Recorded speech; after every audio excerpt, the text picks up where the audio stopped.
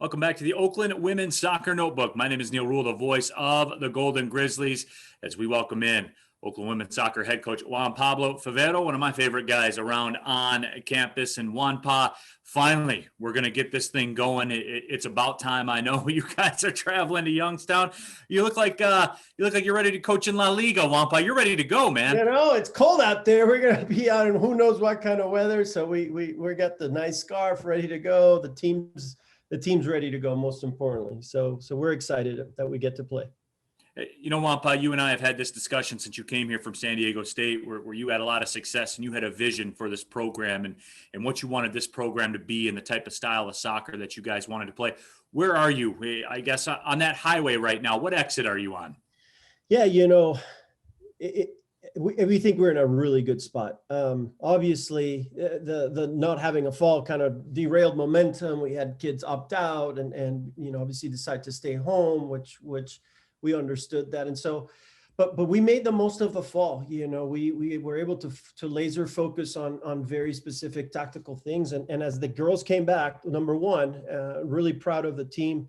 You know, it's hard to condition in the winter when you're not used to doing that. And our girls came back in shape and we picked up right where we left off. And so we're playing at a very, very high level. Of course, the caveat is that, you know, one thing is to play against, you know, each other, you know, and another thing is to go play against someone else. And so we'll find out a lot on Wednesday.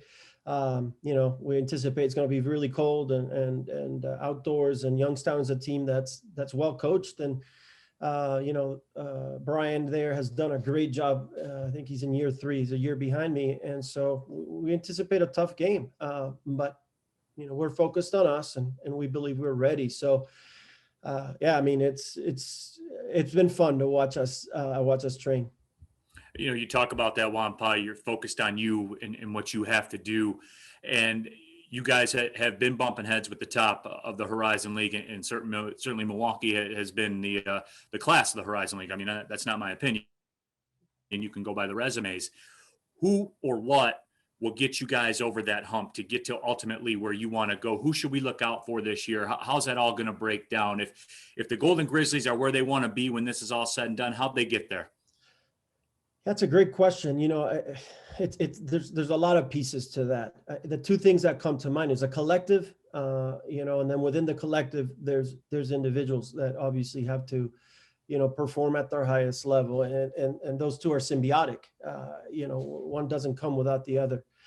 So from a collective standpoint, I think what we're looking for is to build on, you know, on how we play. I think we have established our identity. And now we know exactly what we want to do when, how we want to try to break teams down. How do we want to overcome, you know, the challenges that each team in this league, each game's going to present unique challenges. And I think we're ready to solve all those problems. And we have the tools to do so collectively. You know, the other thing as a team I think is really key for us is, you know, our team, even year one, seemed to get up for the bigger games, whatever those might have been. The Michigan States, obviously, the Milwaukees, the Notre Dames, you know, and in a way that's easy to do. That's a low hanging apple, right? I think is the expression in terms of motivation. Like anybody can do that.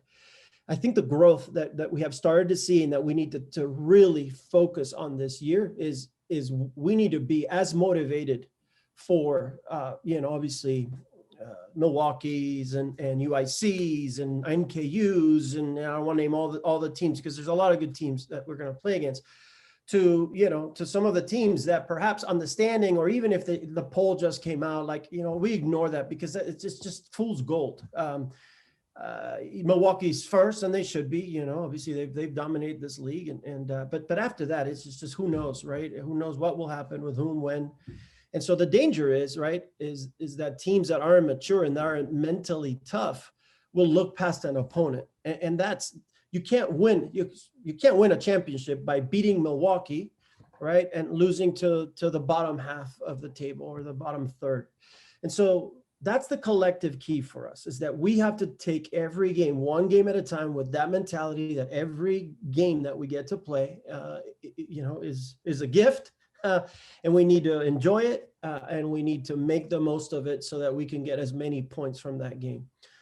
And then individually, sorry, did you have a question? Oh, no, go ahead, man. Yeah, break it down individually. I do have one to follow up on you, though.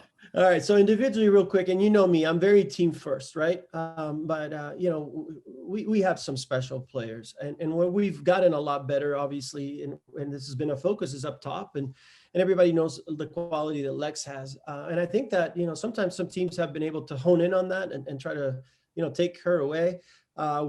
We welcome that this year if they try to do that.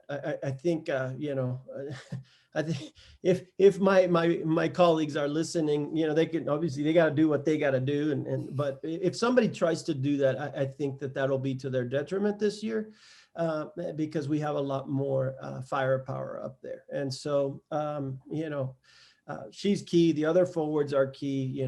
We have a couple really good freshmen, Jaina Frazier, and Jackie Riley. Vera Sara transferred in, those are, we have more tools up there. We have more depth up top than we've ever had. And so that's really good. And we have some players that have really stepped up. Macy Wairenga is playing phenomenally well. Midfield, Carmela has obviously been really good for us in that midfield.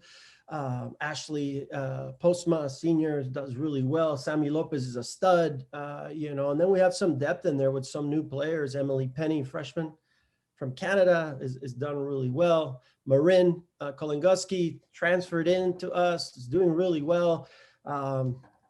Karkaba Izzy is doing really, our midfield is probably as deep as it has been. And then our backline is quite experienced, and we've added one really good player with Brooke. So, but having Kendra back there, Soph Wilsey does really well.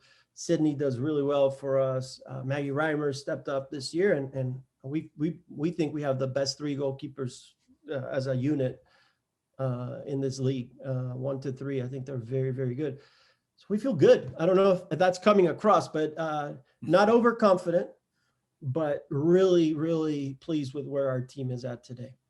And of course, JuanPa, the big story that you and I have discussed over the last couple seasons, the ability to score goals. And with the style of soccer that you want to play, finishing is paramount. I think it was you that told me there's a reason that the best goal scorers in the world make $60 million per year, because it is an art form, and that is how you win matches. So, from that perspective, that you keep building in that area, you keep building, and it's going to be fun to watch, right?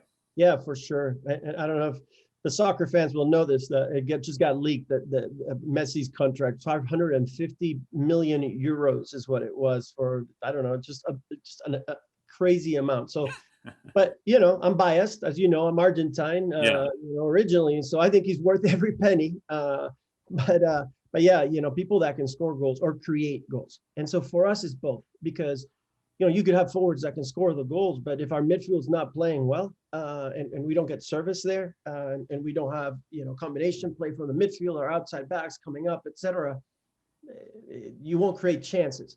So the focus for us is creating quality chances. We believe that the more quality chances we create, obviously I didn't invent this one, the more chances of scoring goals we'll have. But I think where we've gotten better is we have better finishes. We have players that are, again, we have more depth, and we have players that are dangerous in front of net. Combine that with that, we are creating more chances. On paper, in theory, it's a recipe for success. As you know, soccer is not played on a piece of paper. Soccer is played on the field with very challenging conditions that we're going to play in this year. But I really like our team and where we're at, and we are much better. It'd be hard to compare, right? How many goals we'll score compared to last year, because we're playing less games. But even in the goals per game average, I believe, if everything continues to go how it's going, we'll score more goals per game than we did a year ago. And again, the challenge is, can we be focused enough to defend well as well? Because it's both. You have to do both to win championships. So. Well, WonPa, I can't wait to see it. I'm excited to call it on ESPN Plus. You can check in all season long on ESPN Plus, watch the matches as well. And certainly, WonPa, appreciate your time and best of luck to you. Thanks, and go Golden Grizzlies.